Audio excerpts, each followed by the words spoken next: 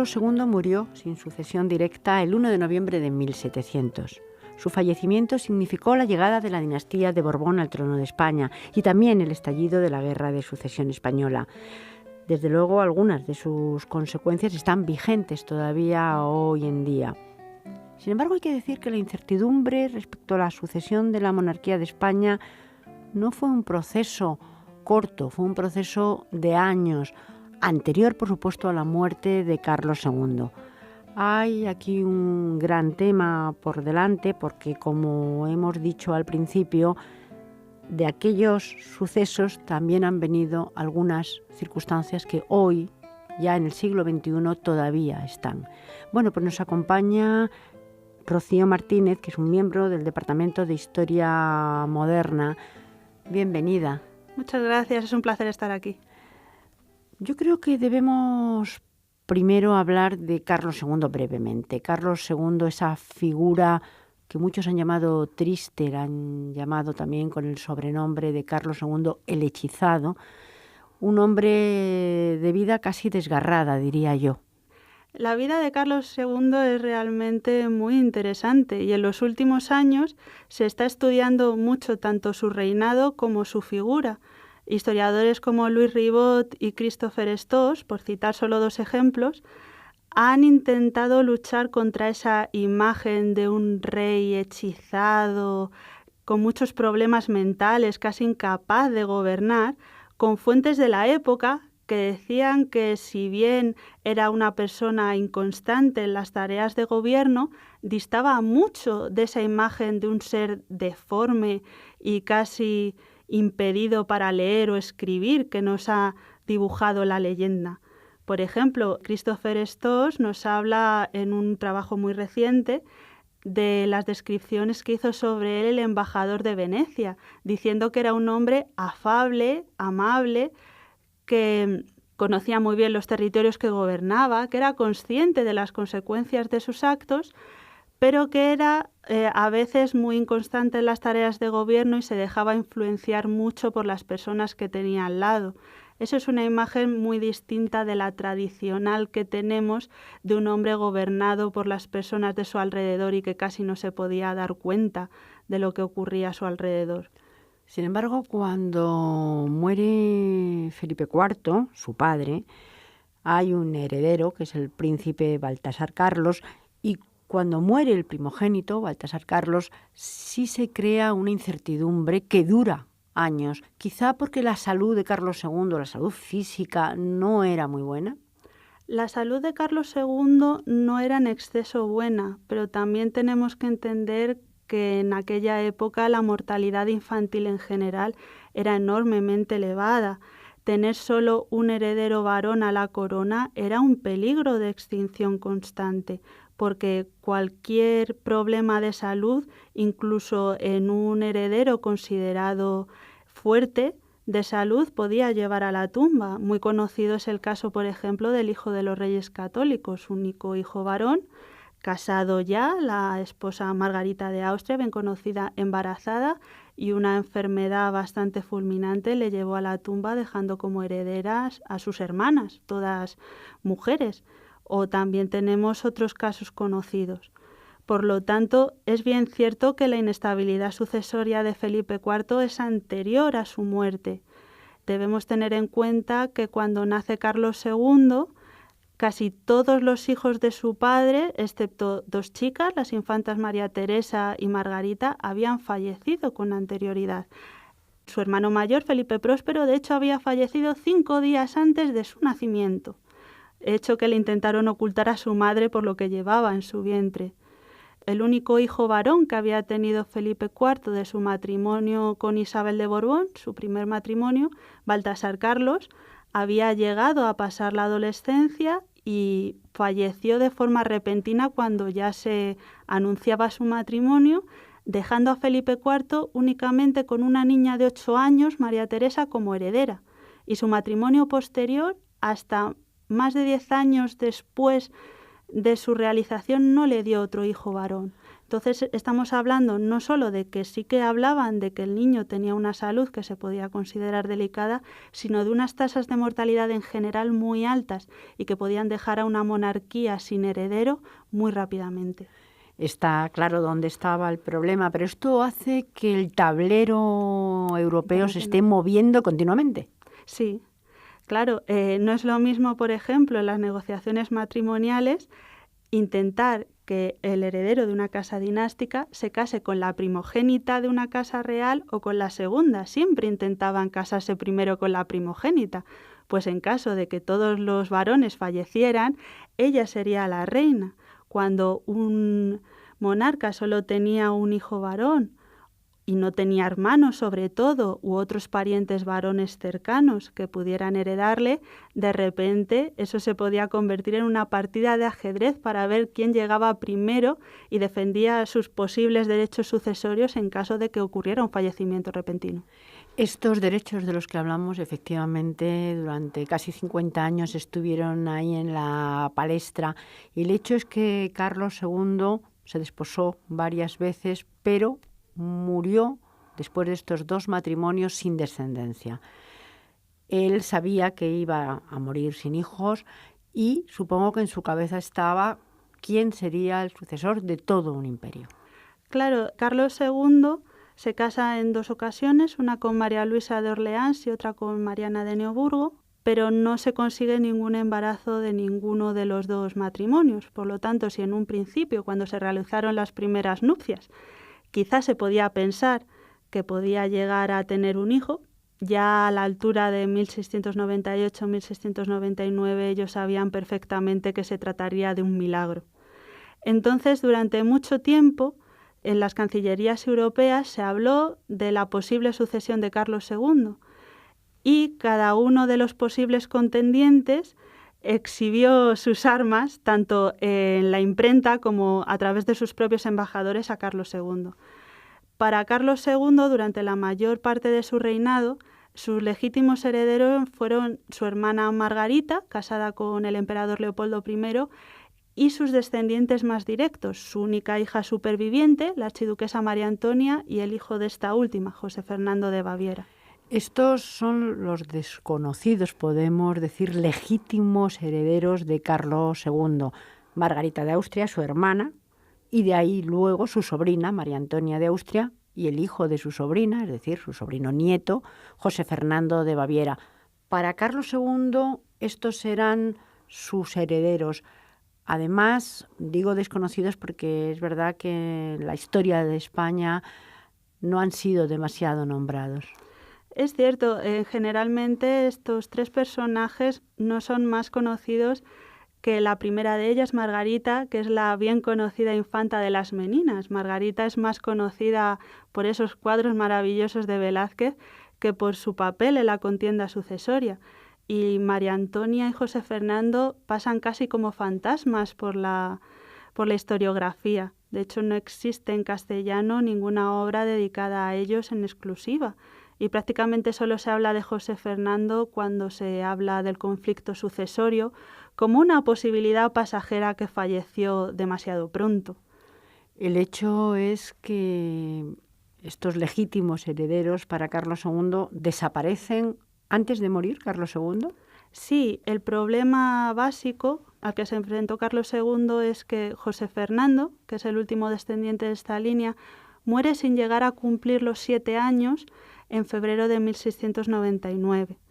Y Carlos II, después de haber hecho un testamento el año anterior a favor de José Fernando de Baviera y haber empezado a arreglar de forma legítima la sucesión para José Fernando, se encuentra que el único heredero de esa línea ha desaparecido súbitamente y que los 2 personajes con más derechos que había en ese momento eran los descendientes de su hermana María Teresa, que había casado con Luis XIV, es decir, los legítimos herederos del rey de Francia, el gran enemigo de los Austria durante la segunda mitad del siglo XVII, o el emperador Leopoldo y sus descendientes como hijos de su tía María. Hay que decir, y aquí es donde se abre pues la gran manzana y se complica. He hablado al principio de que precisamente la guerra de sucesión española ha traído consecuencias y trae consecuencias hasta el día de hoy. Por tanto, a mí aquí sí me gustaría que se explicara un poco estos dos aspirantes, uno hijo de una hermana de Carlos II, otro hijo de una tía, y además de dinastías diferentes, porque hay que decir que, claro, Carlos II era una Austria, por lo tanto, por afinidad se podría pensar que el heredero de la Casa de Austria sería más afín que un Borbón francés. Sin embargo, él consideró que el hijo de su hermana era más directo que el hijo de su tía. Sobre todo cuando Carlos II redacta su último testamento, poco antes de morir. Él muere el 1 de noviembre, de 1700. Él considera varias cosas, pero sobre todo considera qué es lo mejor para sus territorios. La relación entre Carlos II y Leopoldo I, el emperador, el padre del que luego va a ser nombrado por algunos Carlos III de España, el primer Carlos III de España, tenían una relación ya bastante deteriorada por aquel entonces. Consideraba Carlos II que si Luis XIV, para hacer valer los derechos de sus descendientes, atacaba los territorios de la monarquía de España, el emperador no tenía ni medios ni la cercanía para defenderlos.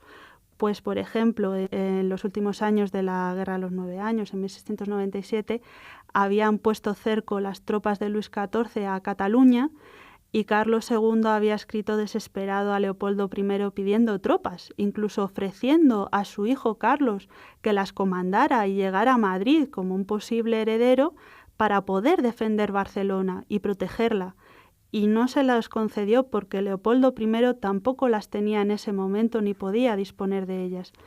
Por lo tanto, entiendo que esa afinidad, precisamente por ser la misma casa, el mismo tronco, no se dio, puesto que Leopoldo no pudo o no tenía o no dispuso de esas tropas y Carlos II consideró que nadie le podía defender o no se podía defender España de las tropas de Luis XIV. Sobre todo se impuso para Carlos II la conveniencia de sus territorios y aquel que era más posible que pudiera defender su integridad, que pudiera mantenerlos juntos. Poco antes de la muerte de Carlos II se habían publicado varios tratados de reparto que supuestamente para mantener la paz europea dividían los territorios de la monarquía entre varios pretendientes para mantener la paz, considerando que si varios pretendientes conseguían territorios, al final no habría una gran guerra.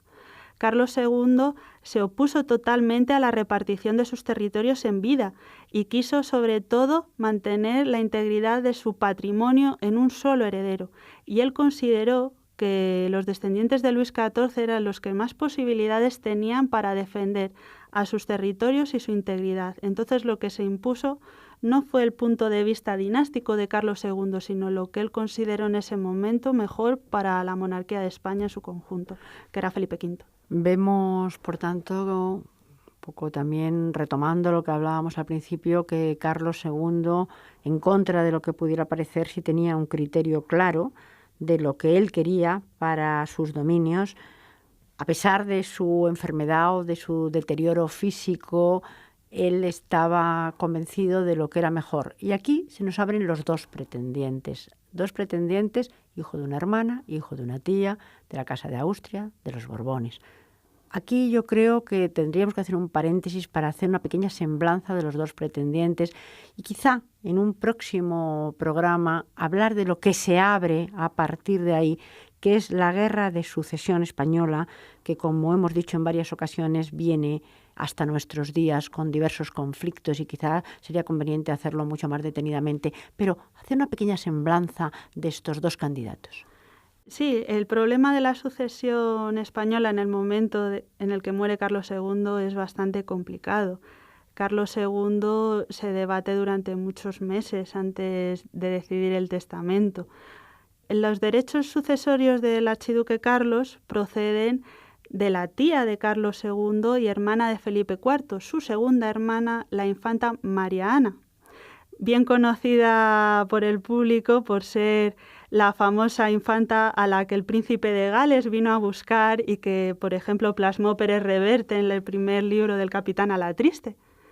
Esa segunda hermana se casó con el emperador Fernando III y su primer hijo, su primogénito en este momento, fue Leopoldo I. Tuvo un hermano, Fernando IV, que falleció sin descendencia.